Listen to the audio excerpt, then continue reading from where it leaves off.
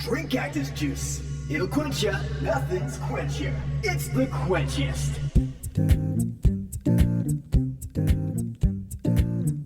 Avatar: The Last Airbender. Book 2.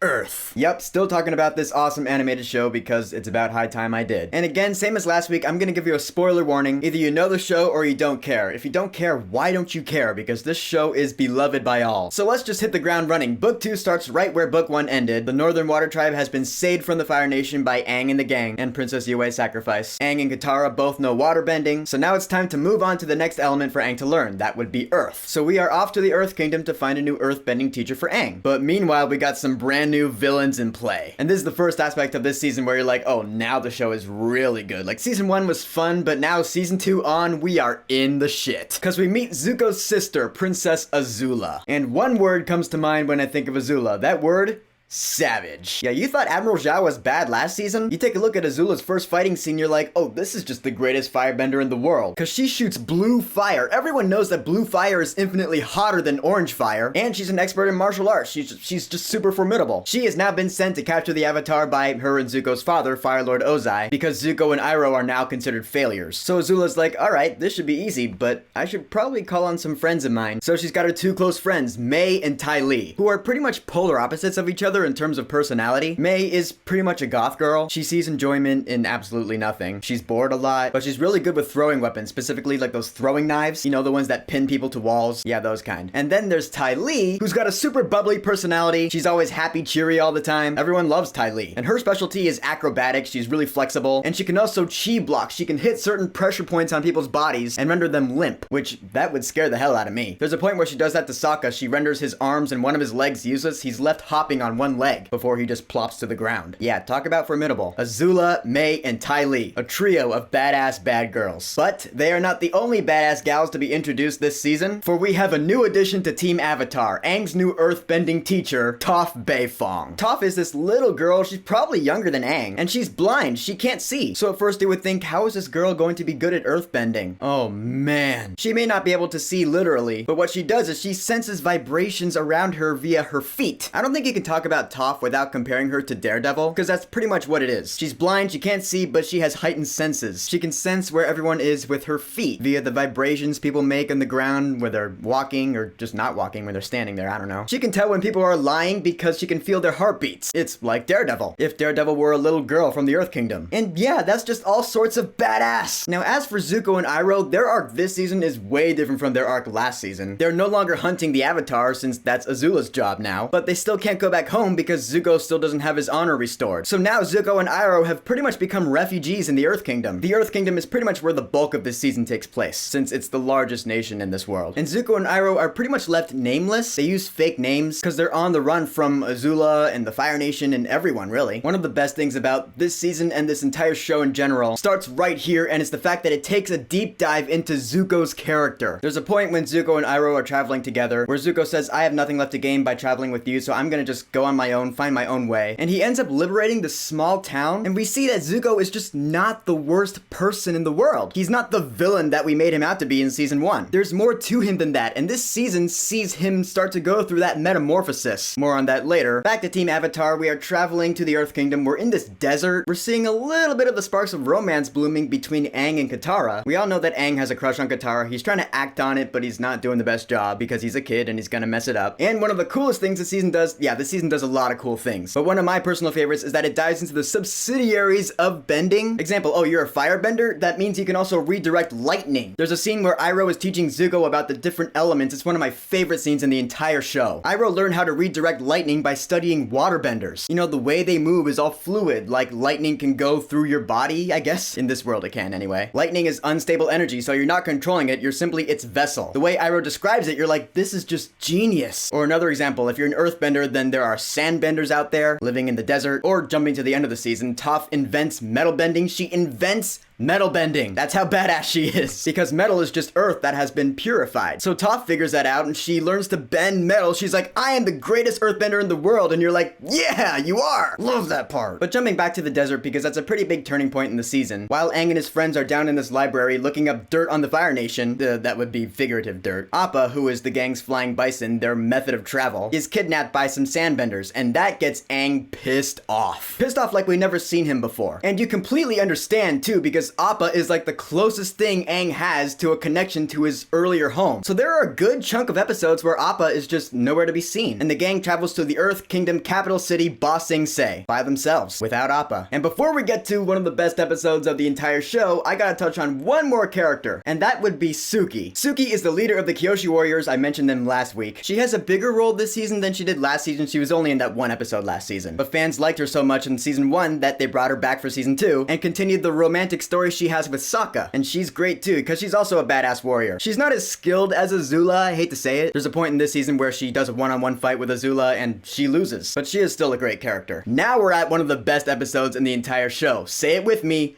The Tales of Ba Sing Se. The Tales of Ba Sing Se is a series of vignettes that center around each of the main characters, and it's pretty much a filler episode, but what makes it special is that it's one of the only filler episodes in the entire show. See, the gang has vital information about the Fire Nation that they need to relay to the Earth King. So while they're waiting for an audience with the Earth King, that's when this episode takes place. And the reason people love this episode so much is because it is just so damn entertaining. The Tale of Saka is one of my personal favorites. He stumbles upon this group of girls who are reciting haikus, and he tries to keep up with them, and where that ends is pretty funny. Zuko has a really good story in this episode because he goes out on a date with this girl who has a crush on him, and he sees what his life could be if he wasn't burdened with what he has. It's a great story for Zuko. But of course, the best vignette of the entire episode is the tale of Iroh. At this point, we know why Iroh is a good guy, because he is, straight up. It's because he lost his son in the war. His son, Lu Ten, was a soldier fighting for the Fire Nation, and he died. That opened up Iroh's eyes to the real problem here in this world. And Ba Sing Se is where it happened. And the tales of Ba Sing Se, or at least the tale of Iroh, happens to be on Lu Ten's birthday. So Iroh goes up to this secluded tree, he sets up a picnic, and he starts singing, leaves from the vine,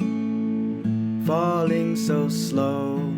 This little war hymn about brave soldier boy comes marching home. You watch it and it just makes you cry. Definitely one of the best scenes in the entire series. And then this text appears on the screen that says in honor of Mako, because Mako was the voice actor who voiced Iroh in seasons 1 and 2. Before he could start season 3, however, he passed away. So this episode honors him that way, and it just makes you cry again. Just fantastic. Ugh. So now we're coming up on the end of the season. We learned that this city of Ba Sing Se is being run by the Dai Li. The Dai Li are pretty much the police of the city, and they are being run by Long Feng, who's voiced by Clancy Brown, aka Mr. Krabs, and he's pretty much got this entire city under the delusion that there is no war with the Fire Nation. He's got this weird method of brainwashing people by taking them to this lake called Lake Laogai. He's got the light twirling around and going, there is no war in Ba Sing Se. It's disturbing to watch, it really is. And Long Feng has Appa locked up in that lake. Zuko and Iroh go down there, and this is when we really start to see the emphasis on Zuko's metamorphosis. Because Iroh is begging Zuko, you know the right thing to do here. And Zuko lets Appa free, and that is the thing that sets him off. It really messes him up in the head, and I love seeing that. This is how you do a redemption arc right here. Zuko is going through a change in his head that he had never experienced. He didn't see it coming. He doesn't know his purpose in life anymore, his place in the world. It's like an identity crisis, and it's done so well in this show. So now we're at the season finale, The Crossroads of Destiny. Kind of a cheesy name, yeah, but in any case, Azula and Mei and Ty Lee have infiltrated Ba Sing Se in Kyoshi Warrior disguises, and they stage a coup, which is completely successful. I've seen some people compare the end of the season to The Empire Strikes Back, and that is completely accurate, because Ba Sing Se's own ignorance is what leads it to its downfall. And there's a big fight that goes down between Aang and Katara versus Zuko and Azula, which ends with Aang going into the Avatar state, and right there, Azula seizes her opportunity. Azula hits Aang with a lightning bolt while he's in the Avatar state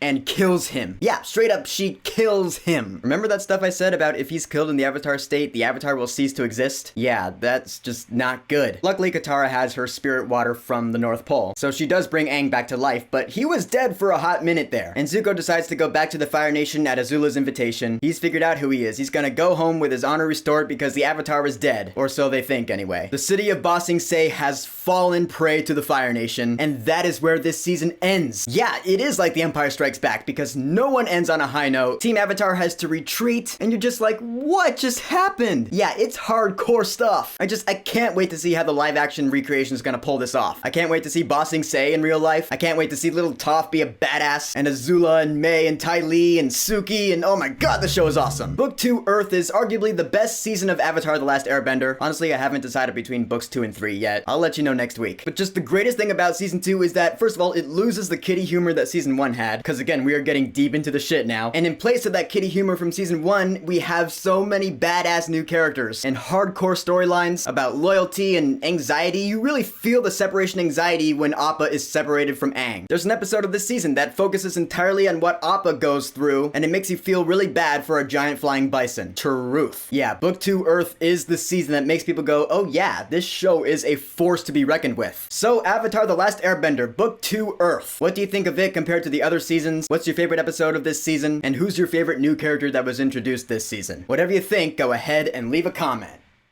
And don't forget to subscribe.